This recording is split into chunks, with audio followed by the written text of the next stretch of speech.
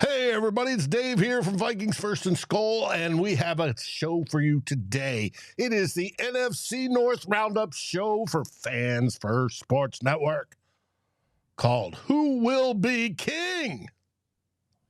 Unfortunately, that was decided last Sunday.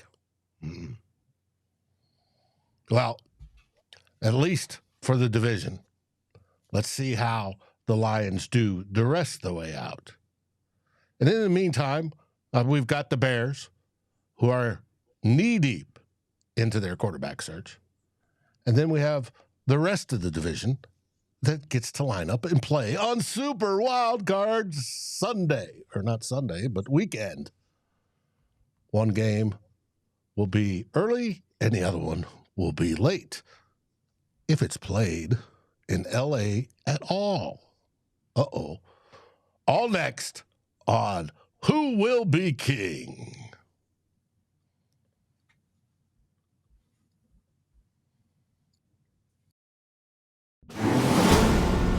Let the battles begin.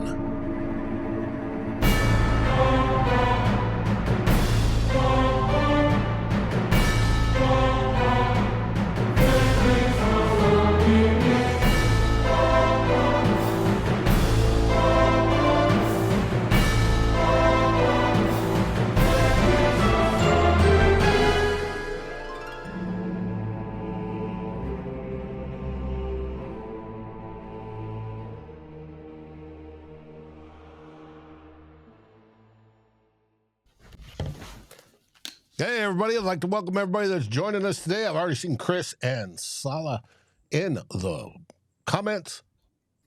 We want to welcome you today to this Wednesday where we host the NFC North Roundup show for Fans First Sports Network. Who will be king? Well, the crown was given. It was earned last week, last Sunday, in full all its glory, or disglory. June, tell us how the Detroit Lions won the crown. Oh man, I think it was it was a tale of two halves. The first half was pretty close. I think I think Minnesota missed out on some opportunities in the first half with some red zone opportunities. I think they were 0 for 4. I'm not sure if that was for the game or for the first half, but um, on a rewatch, I watched where there was a there was a wide open Minnesota receiver on the other side Darnold chose to throw a different Jordan uh Addison.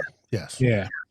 So there was just some opportunities that the Vikings didn't take advantage of. And like I said, going over 4 in the red zone, and the Lions defense actually played pretty good for most of the game. So especially in the second half, the score was 10-6 at half, and wound up only giving up a field goal after that. That's a phenomenal effort, no matter how you slice it. And that equipped with the mistakes that were made and the opportunities missed, the Lions got to win. Yes, they did, and they should have. It was well deserved. They played their hearts out. They defeated us something terrible, and we just couldn't get going. And we had Sam Darnold seemed to be pressing the whole game. He was sailing balls high. He seemed to be off on his decision making, as illustrated by the one example you gave where Jordan Addison was wide open in the end zone and he turned around and tried to force it into Justin Jefferson.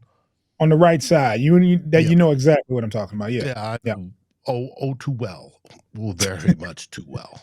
Yeah. And but it is what it is. Now, part of that may have been because of your defensive coordinator and how he game planned the match, because he had Darnold constantly under pressure.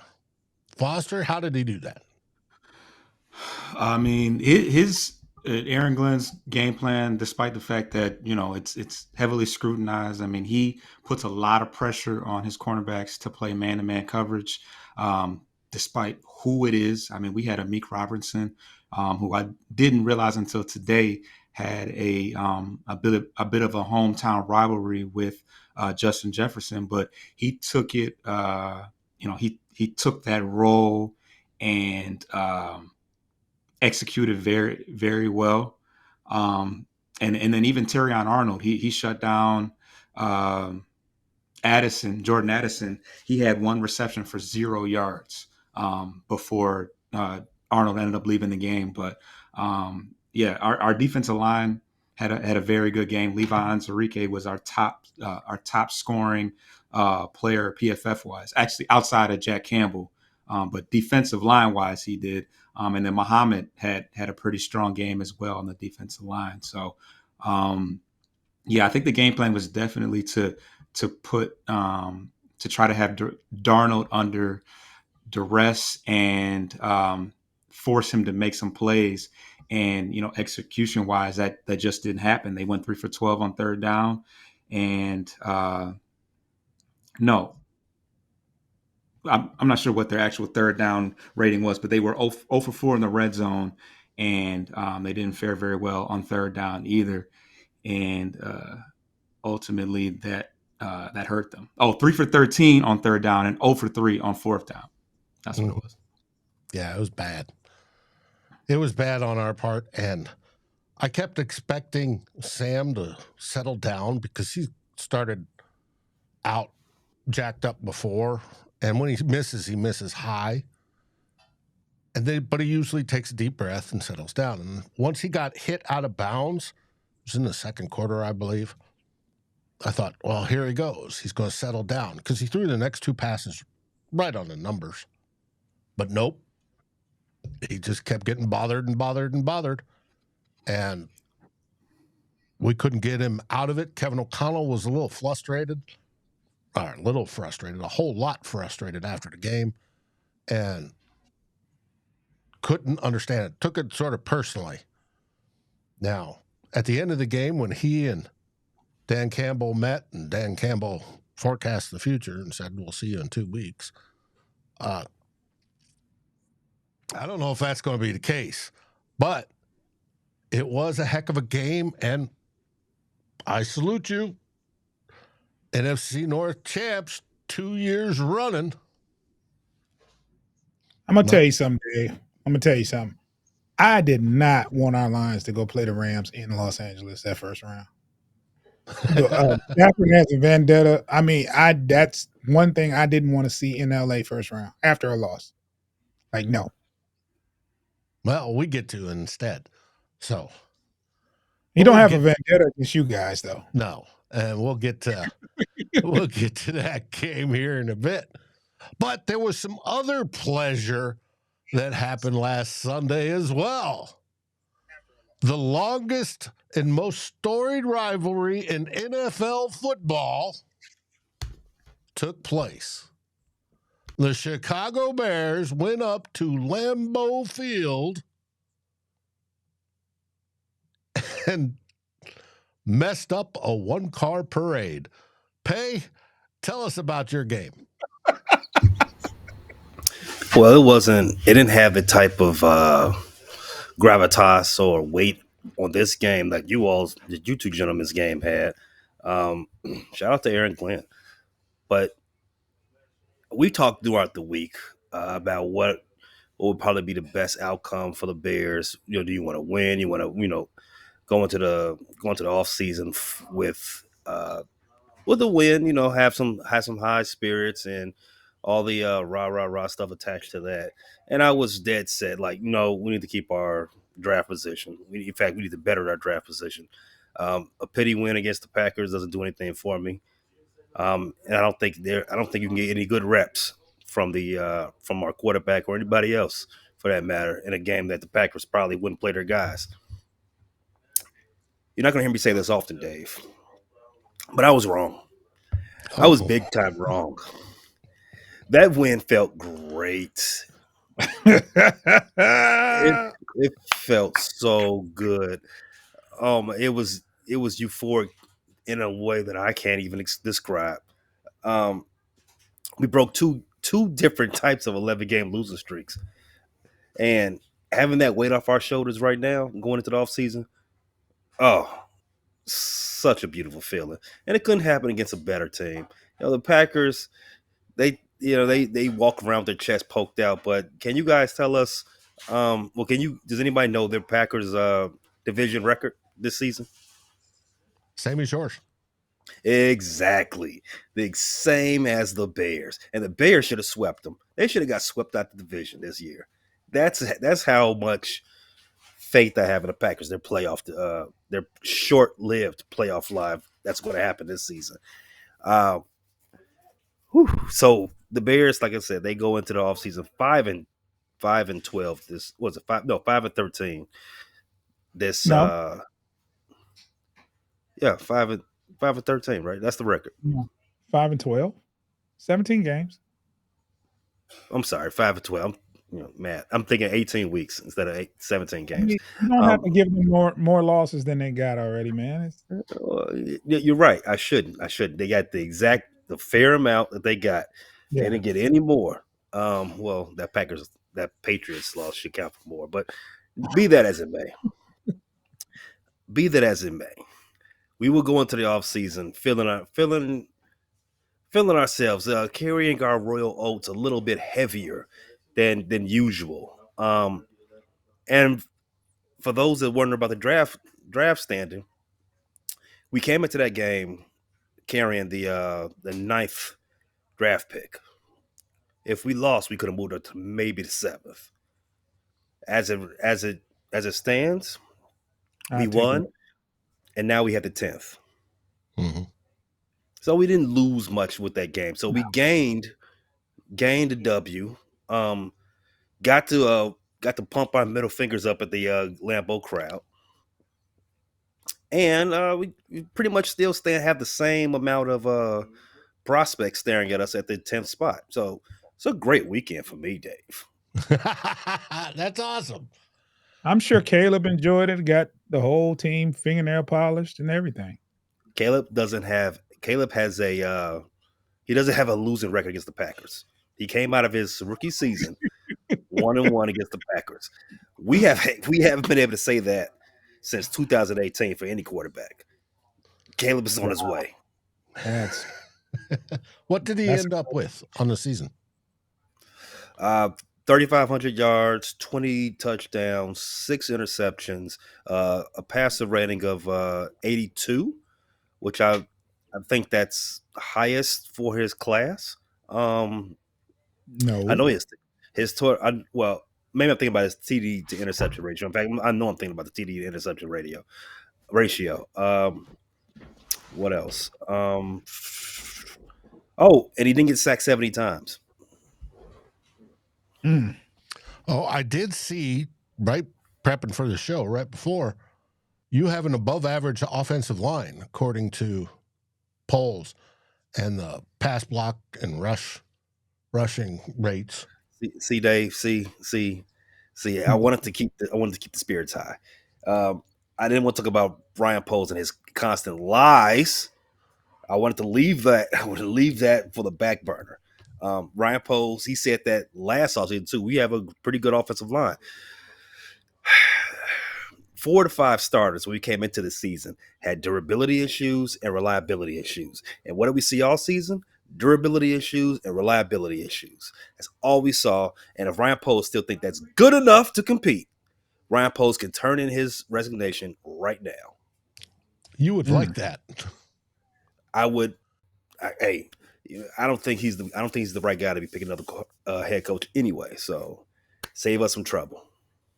Well, since we covered all 4 teams in week 18, let's go into what you guys are up to right now. Ryan Poles is doing a head coach search. How is that going, and who have you invited to come that you all know of come talk to you? The Bears are casting a wide net to have people come in and talk about their head coaching job. Today they interviewed Mike Vrabel. Elsewhere in the week, we've interviewed who, other candidates. We got the defensive coordinator for the Miami Dolphins coming in at some point. We're going to wait for the two coordinators in Detroit. As everybody else, Pete Carroll's name has popped up as a guy they want to talk to as well. There's a whole swath of people the Bears have talked to. I'm just happy they finally got to talk to Vrabel. Okay. And I see that my defensive coordinator, Ryan Flores, is on that list as well. Absolutely, he definitely should be on the list. He's a very deserved head coach. And if the Bears are going to circle all the circle the wagons and do their due diligence, they got to talk to Brian Flores. However, if at any point at Hallis Hall they say Brian Flores is our guy, again, if Ryan Post says that, fire him immediately. Why is that? Brian Flores has this thing, not Brian Flores, but Ryan Poles. In 3 years, Ryan Poles has had he presided over a 3-win team, a 7-win team, and a 5-win team, right? Just laying it out there. And along the way, he's made it a point to bring his boys with him, bring his guys, put the block on, as they say. Eberflus, that was his boy from Indianapolis. Yeah, they have a relationship. Velus Jones drafted him over a litany of other better NFL players. Velus Jones is not even in the league right at this point. Ryan Bates, he missed out on him in the draft, and he couldn't get over that, so he went and traded a draft pick to get him a backup center out of Buffalo. We do not have a center, Dave. We still don't. So, in my opinion, guys that Ryan Poles likes, has relationships with, can't have him in the building. He has to go ahead and do what he said he did. Do what he said in the press conference yesterday. I need to get back and just doing the work on merit, right? I don't care if you like him or not. If you like him, that's, in fact, to me, that's a red flag. I want to see merit-based appointments from now on. No more of that Chicago politics stuff. I don't care whatever you do, anything in those back rooms. I need to see merit-based appointments. No nepotism, no bro helping bro, none of that. If you say Brian Flores, I'm sorry, you got to go. Well, what's the relationship between Poles and Flores? There, I forget what team it was that they came from together. I want to say it was not Pittsburgh, but I forget what team. But I know Brian Flores and Ryan Poles, they're something like ex teammates. So it just can't happen anymore, Dave. I've seen enough. We got Go Pack Go all day in the house. Another podcaster saying that Vikings beat themselves on Sunday. Well, they got beat. We'll put it that way. So who are you hoping for in that poll selects? I heard you and Q and on your channel the other day talking about it. Mm-hmm. Well, I think we're all coming around to the same name right now, right? As I said, Dave, on that episode, the last episode that we've released, that with each passing day, I'm more and more open to the idea of Mike Vrabel being our number one guy. Mostly because he has experience being a head coach. He has experience rallying troops and getting more than the sum of their getting a better return on investment than the sum of your parts. I think we have too many holes in the trenches to be able to fill that in one off season, even though we got all the money in the world to do it. But we're talking about Ryan Poles here. We're going to need somebody who can, one, do what he's done in the past, and two, fix the culture, make people a little bit more accountable. I'm not saying Ben Johnson, Aaron Glenn. Eric Glenn, I think that's the story of that game. I think everybody sees that he is a lightning rod of leadership, I guess. Um, I'm not saying none of these guys, and Pete Carroll for that matter, Bill Belichick. I'm not saying none of these guys can't do the same thing. But Mike Vrabel, he's in his prime. As I said, he's done it. We've seen it. We see the results. We know why he's no longer the head coach in Tennessee. It has nothing to do with the results. That right there is the reason why I would prefer him in number one. Now, obviously, right now, what time is it? It's 5:30 Eastern. He's probably out the door already in Chicago, headed to New England to get that other interview in, and he's going to interview in Vegas as well with his boy Tom. He probably won't spend the block. He probably, after those two interviews, he's probably gonna make a decision, and it'll probably be at one of those two places. And that's fine. I'm okay with that. The point is to talk to as many people as you can, and you shouldn't make the decision before you can talk to at least those two Detroit coordinators anyway. Now, my question is, will Ryan Poles, if he hires a veteran, let's say like Vrabel, turn over some of the personnel decisions willingly? Probably no. Probably not willingly, right? According to them in the press conference yesterday, it sounds as was well, at least what they told the media. Everything right in that type of space is going to be held close to the chest.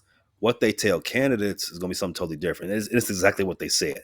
They said, we're not telling you, what Ryan Poles' job, I guess, how tenuous it is. We're not going to tell you that. We'll talk to candidates about it, like how much longer his contract is, how much power he has over roster construction, draft choices. We're not going to discuss that today, but we'll talk to candidates about it. I would hope that they're flexible, right? Because some of the notion is that we only hire coaches that we can boss around, that we can one, are cheap because they don't have a lot of standing, and two, the guys who won't fight back on trying to trade draft picks for Ryan Bates, or trying to draft Velus Jones, or trying to draft projects in the third round. Why do we draft a tackle out of Yale in the third round? Beats me. But stuff like that. You want somebody who's done it before. Again, Mike Vrabel, who's going to fight back and like, you know what? No. We're going to go get an actual football player with that third round pick, not somebody you want to, have dinner with. No, not that. I think Pete Carroll would be a good choice as well, because he's been around the block quite a bit and would do well. And when it comes to that sort of, you want the leader, somebody that's been there, done that. True. So, hey, we'll find out. Keep us informed how it goes. I'm sure we'll all be watching. Now, June, Foster, you have two of the highest touted coach prospects in the league. Mm-hmm. With both your offensive coordinator and defensive coordinator. Where are they supposedly interviewing with? Because you've gotten interviews requests this week because you guys are on the bye, taking your sweet weekend off. Where are Aaron Glenn and your offensive coordinator going this week? I don't know about Aaron Glenn, but I do know that Ben Johnson has 4 interviews scheduled. On Friday, it's the Patriots, and I forgot who else. And I know on Saturday, it's the Bears and Jags. So he has 4 interviews set up.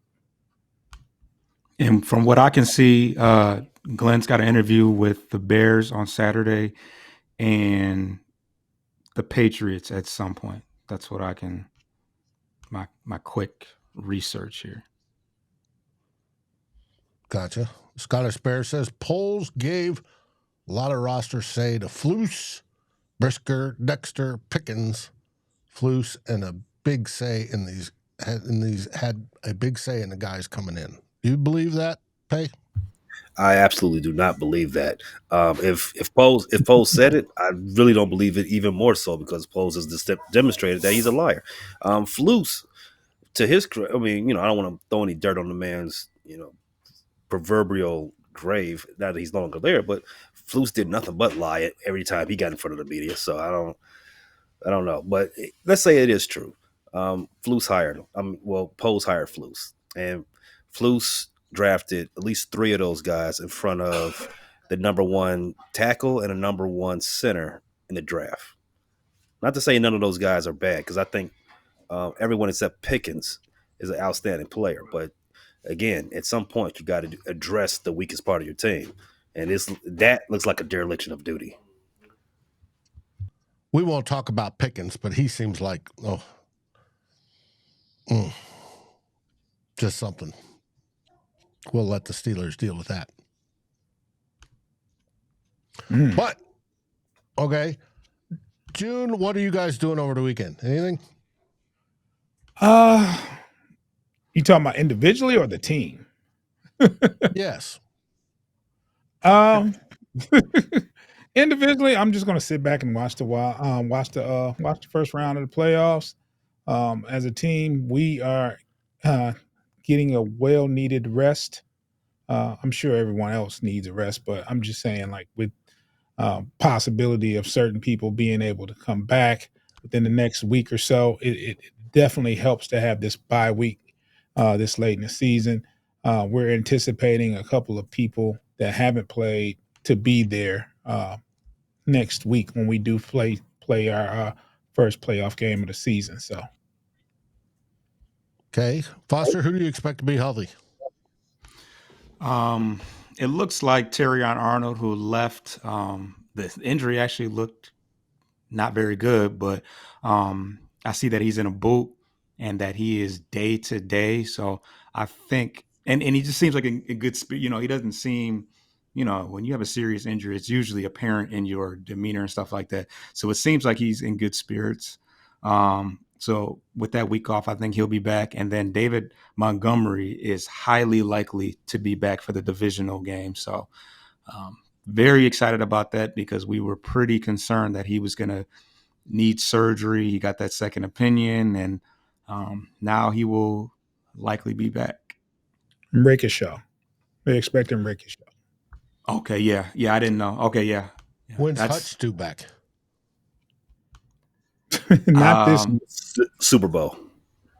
Yeah, well, I think they said. I think Campbell has said so far that he doesn't expect Hutch, Barnes. Who else? Oh, or Carlton Davis, amongst others, to be back anytime soon / Super Bowl. We're not speaking that far into the future quite yet, but he said it's not likely that we'll see any of those guys before the year's up. Okay. Gotcha. Now, we do have 2 division teams in the playoffs. Let's start off with the first game, which is on Saturday. Now, we'll review. We have Los Angeles versus the Houston Texans, and then Pittsburgh versus Baltimore on Saturday in the first 2 games of the wild card weekend. Who do you all have favored on Los Angeles Chargers, I should say, at Houston? Chargers. Big. I'm going to go with Chargers. Foster? Yeah, I haven't. It's funny because I don't know. Chargers is one of those teams that I don't see a lot, but I'm seeing a nice little buzz as far as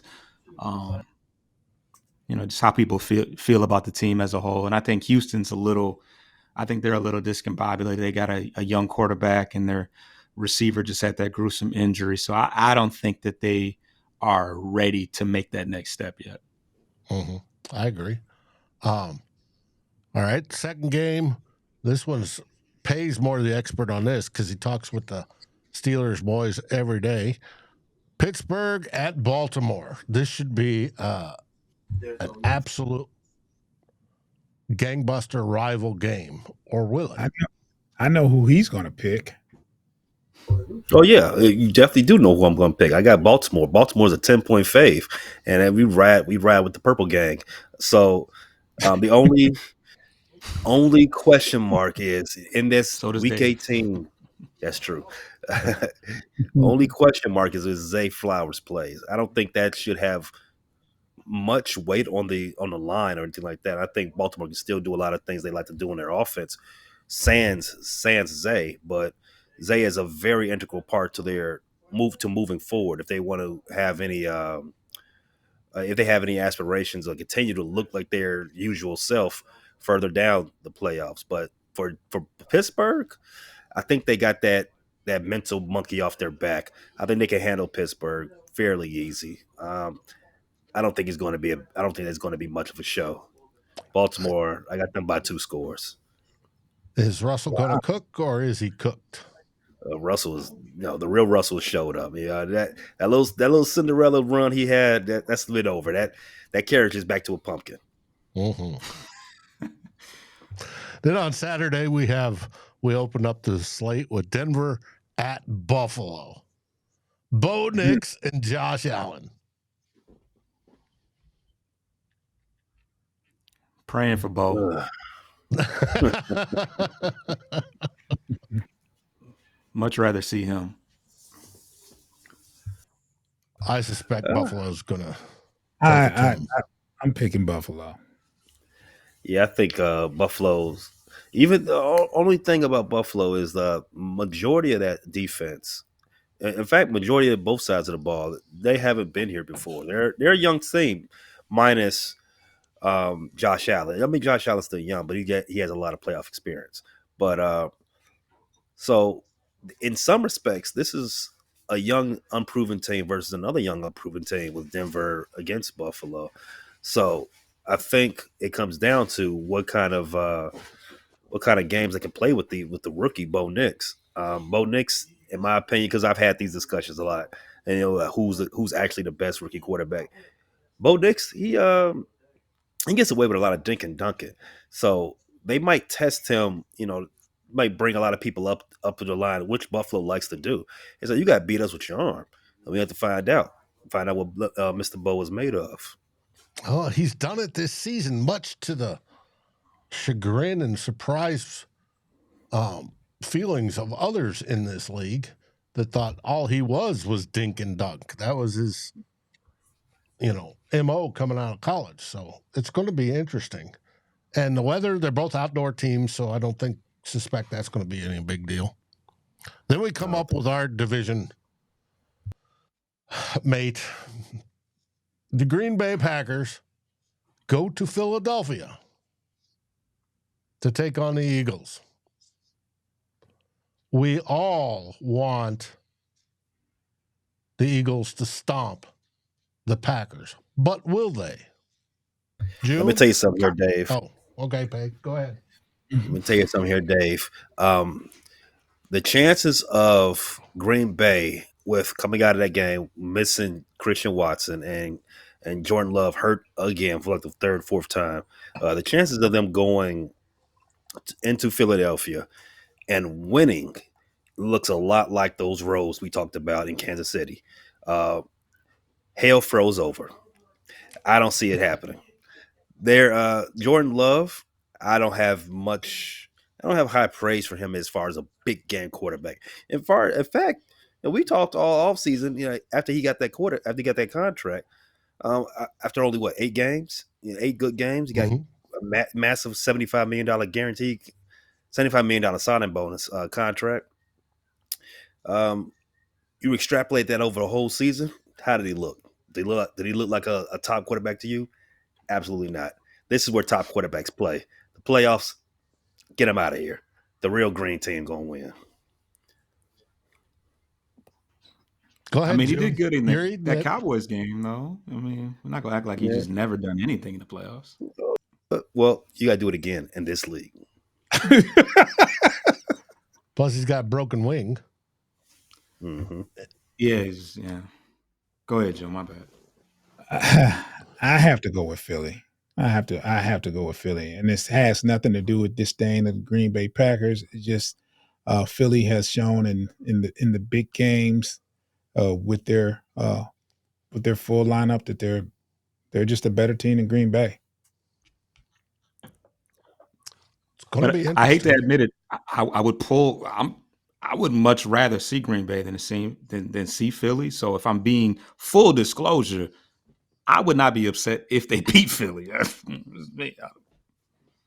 we But cheering you're for the doing Packers? it from Yeah, calm Hey, the down, Falk. Lions play. I'm Yeah, just man. saying. Hold on, man. Hold Yeah, on, man. From a co-host point of view, man, you are pushing it, pal. selfishly, we can't act like we just are just dying to play Philly in the NFC title game. I mean, that's just if we're being logical. I understand that emotionally we don't rock with them, but Hey, man, Philly can lose to somebody else, bro. only one other team can beat them now. Well, I'll take my chances with that. I'm not cheering for the Pack. Now, speaking of cheering for the Pack, for Vikings to host a game, if they win this weekend, we need the two lower seeds to win, or at least one of them, and that includes Green Bay. Okay. Does that mean I put on a cheese head and root for them? Not physically, but metaphorically, you might. Hey, there's a few teams I can't stand in this league. Number one on that list is Green Bay. I feel that. Number two from a long time ago was Dallas Cowboys, right? Drew Pearson push-off. Enough said. All right. And if you're too young to know what that is, go look it up on the internet. It's a thing. Mm-hmm. I'm going to Google that. Drew Pearson push-off. Go ahead. And then comes the Saints and the Eagles. I can't stand either of those two teams and their fan bases especially. And the Eagles is notoriously been a heartburn in the Minnesota Vikings side, especially recently. And in 2017, the last time we had a decent season.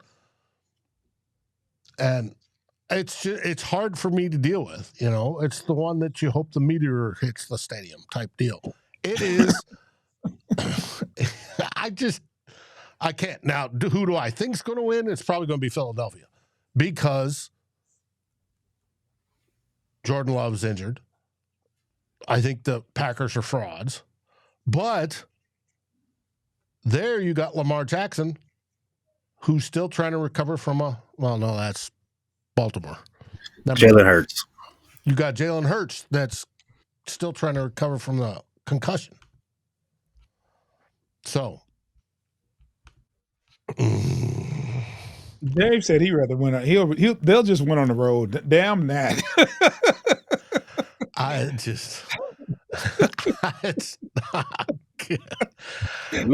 just makes me ill thinking about it. Either one, that's just bad. So, Philly did get Chris Carter from Philly though. So I mean, it's not all bad. And all he did was catch touchdown passes. And all he did was catch touchdowns. Yeah. But it's just, it is something. That one's going to be an interesting one to watch. That's the afternoon game. The evening game is the Washington Commanders at Tampa Bay. I forgot about them. Who do you think's going to pull that one off, June? The young rookie? I'm going to go with Tampa Bay. I'm going to go with Tampa Bay at home. And it's not who I'd rather face, or just who I think is going to win. Foster. Hey, I'm trying to get there, but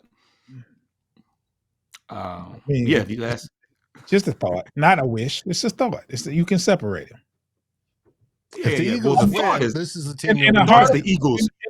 In the heart of hearts, you want all the underdogs to win. You want that's not I mean, from if you're the number one, if you're getting a bye week, you want the lesser teams to win and makes your path easier. I get it, but the reality of it is, that's not what happens usually. And I think that Tampa Bay just wins at home.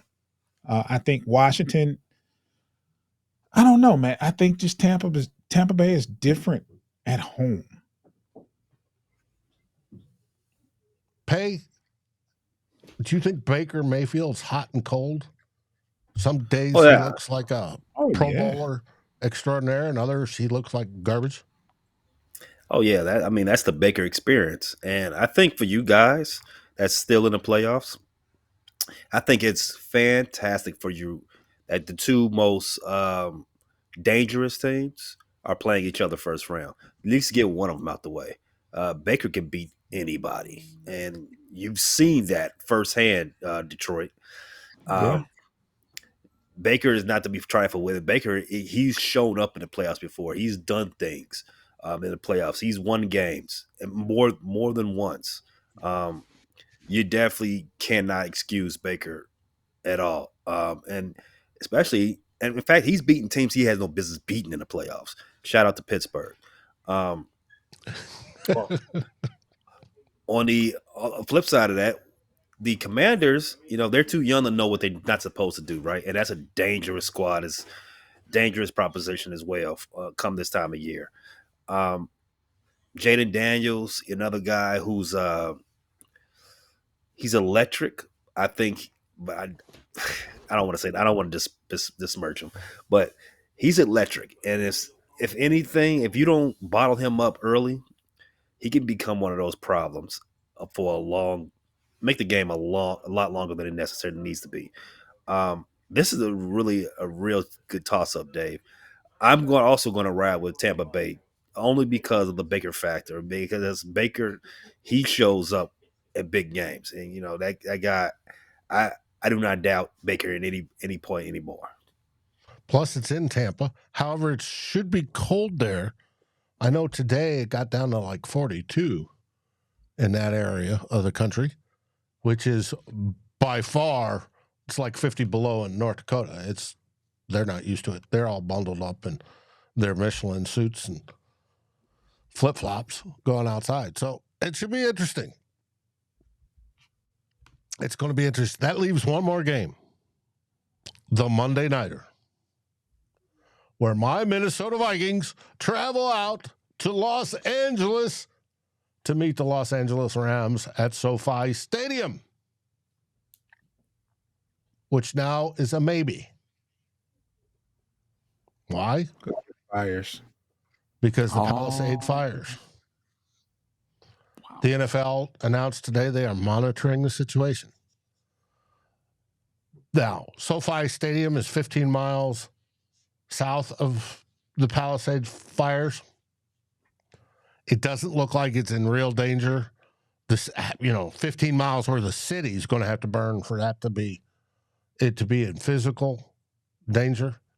But what the NFL is worried about is the personnel that have to work the game, man the stadium, etc. And that is if the AWOL mayor doesn't use the stadium as an emergency shelter type of deal. So it's going to be interesting. If not, the names I've heard of is we might move to a neutral location of either Phoenix at the Cardinal Stadium or Las Vegas at the Raiders Stadium. And people are asking, well, Dave, they got tons of college stadiums around there. And my answer to that is I think the NFL wants to go to an NFL-ready stadium. Just like when 2010, when our roof collapsed, we went to Detroit to play a game. And we turned that stadium purple. Even painted it all. That was wonderful. But Terrible.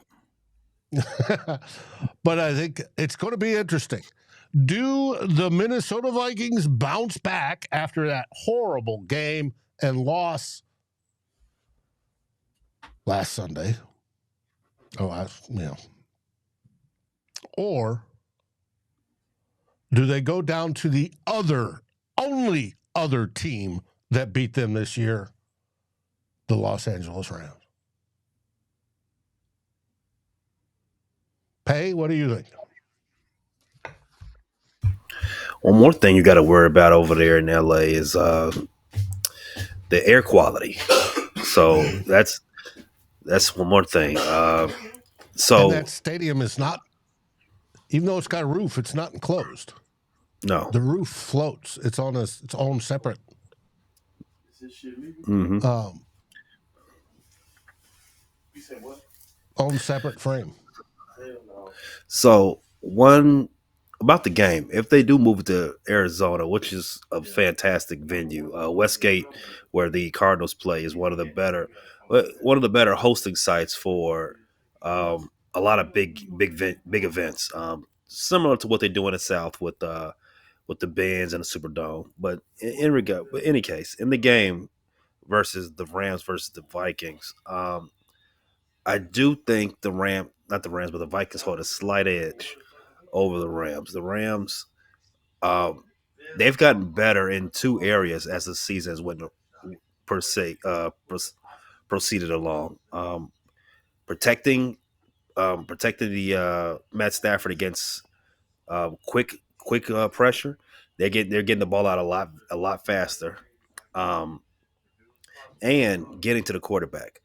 They weren't very good early in the season as far as in their front seven, but Jared Verse and the rest of those guys, they have come on like gangbusters.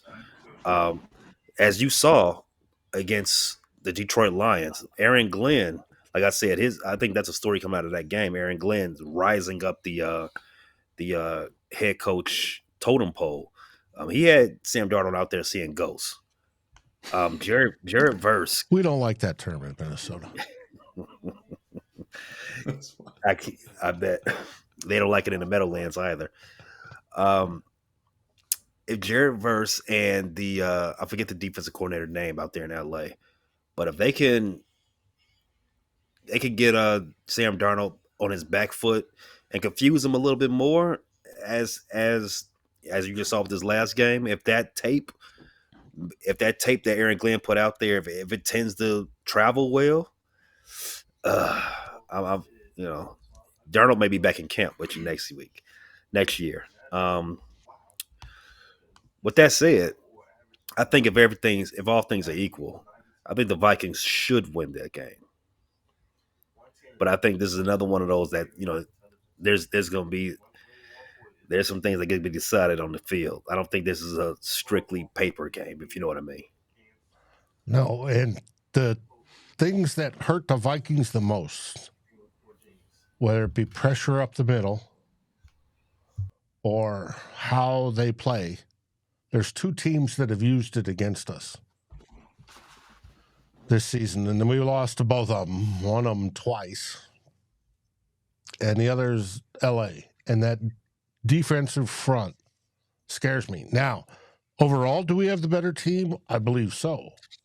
Yeah. Should we go in there? And Sam Darnold, generally, when he has a real bad game, has a bounce back humdinger the next week. And if he comes back and we're firing on all cylinders and scoring, we can outscore him. I do believe that's the case. But it's going to be a very, very interesting game. June, do you think the Vikings have a chance or should win against the Rams? I think We're the the only Vikings 14-3 ever wild card team. of course they have a chance, and they should be favored. I would believe, but at the same time, uh, the Rams rested their offensive players. They rested Stafford, Cool, and Cooper Cup.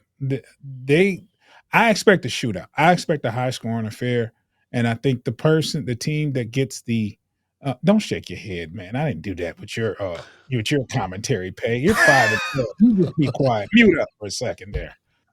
He did. let's not shake our head during my commentary, pal. Mute You're your fine. face.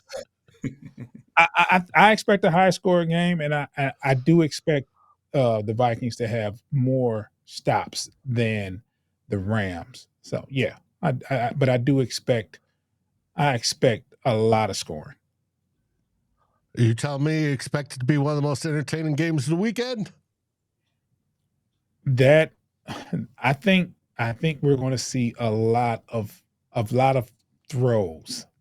And when you got Stafford and you got Darnold with a lot of pass attempts, usually that marks for a lot of points being scored. Foster, was Dan Campbell prescient when he said we're going to see you guys in 2 weeks? I mean, I don't particularly like that he's, don't encourage him too much now, but I think he was just being Man, we humble. can't be scared, bro. No, I'm just saying they don't need any pats on the back and encouragement and it's going to be okay. But at Hey, any man, rate, we're not in the locker room. We can have football talk here without encouraging the team. They're not going to hear this. hey, you showing a lot of anyway. So, I think in the way that I'm in the way that we needed that kick in the butt from Buffalo to get back on the right track to get set for Minnesota. I think that Minnesota needed the same, and I think that that's going to be important for them. Like you said, Dave. Overall, you guys are the better team in the playoffs. Ultimately, it does come down to quarterback play. Which I edge to Stafford. But with that said, I think that if they can continue to I think if they put pressure on Stafford, I think that he has shown that he can make mistakes. And I can't say enough about Andrew Van Ginkel. I really wish he was on our team. Yeah, that pass rush is spooky. I'm sorry, that It's good because we didn't play a great game. I mean, despite the fact that Goff, I think, only had 6 incompletions, 2 of those were interceptions, and they could have hurt us. And Van Ginkel should have had a pick 6. And that pick 6, yeah. So yeah, Missed opportunities. You make me cry in my whiskey again. Execution though, I said, execution where we were able to convert on 4th down and make the plays necessary. They left some food on their plate, and I don't and ultimately I think that the third match will be tough. The apparent so I know on the box score or on the playoff picture is that, so that's the next one. It doesn't switch around at all. Only if the 2 lower seeds win. So if the Commanders and the 2 visitors, the Commanders and the Packers, then we need to win out of those guys for us to host. Fair enough. But that would be. I don't want to see you guys again. I ain't gonna lie. I don't care how it went before. It'll be back at home, which would be nice. See nobody, bro. To be honest, I really he wants to buy all the way to the Super Bowl. That'd be beautiful. That would be great. Enough, Foster. Enough of this duck. Enough of the duck and smoke. Yeah. Go out here. We didn't duck any smoke all year. You don't want to play the Bucks. You don't want to play the Rams. You don't want to play. I didn't really say too much about the Bucks. The Bucks, they beat us at home, but when I spoke of them beating the Commanders, you gave a look like, what are you doing? I might have been zoning off because I don't know.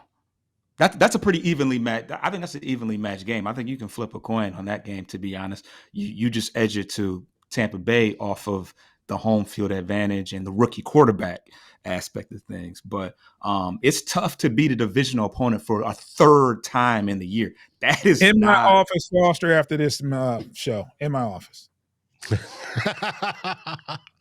principal's office for me. Speaking of which, that's going to wrap it up for today. Any last words there, Pay?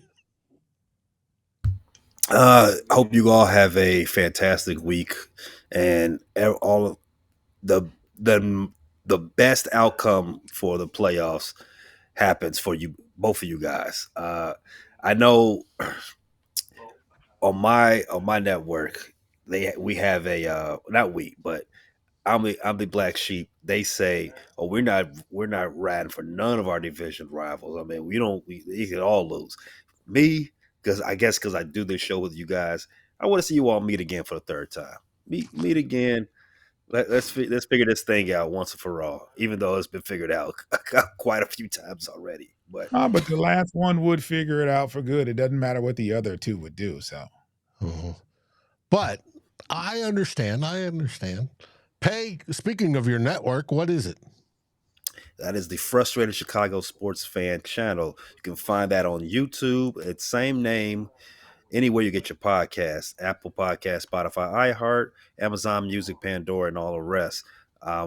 Football season is winding down, but we still have basketball, baseball, and hockey content coming your way. So check it out. It's a good time all around. Frustrated Chicago Sports Network. Frustrated Chicago Sports fans on YouTube. On YouTube. Well, I guess there's truth in advertising then. Very much so. Any last words there, Foster? Our feet are kicked up. Time to get healthy. Says the one on the bye. June? yes, I like to make a disclaimer before I tell everybody to subscribe to Bleachers and Speakers on YouTube. I pray that the Bears find who they are looking for to lead their team. However, I hope that the Bears office, wherever they're doing these interviews, reeks of bear, funk, crap, whatever, to steer Ben Johnson and Aaron Glenn away. I want them to smell the funk in the air and say, no, I cannot coach in this environment, and turn down any kind of offer that they could possibly get. That's all. Subscribe to Bleachers and Speakers on YouTube. And I will triple that with Brian Flores. I hope he turns them down as well. He said he wants to go to a team that has their stuff together and is a quality organization. I think that automatically eliminates the Bears. Yeah. I do hope they get a good coach. This is not ours. What do they say in Chicago? There, Pay. What we say in Chicago, we say Derrick Rose Day. Also bear down. Salute to Derrick Rose. One of one. Yes. June, what do they say in Detroit? The Motor City. It's kind of vicious. Yeah. And of course, here on Vikings First and Skull Vikings. Thanks for watching. Like, subscribe, and rate us on your favorite podcast aggregator. Thank you for listening to this NFC North group effort on the Fans First Sports Network. This has been a Bear Claw podcast. Bleachers to Speakers. Vikings First and Skull. And of course, the Fans First Sports Network production. Thank you for listening.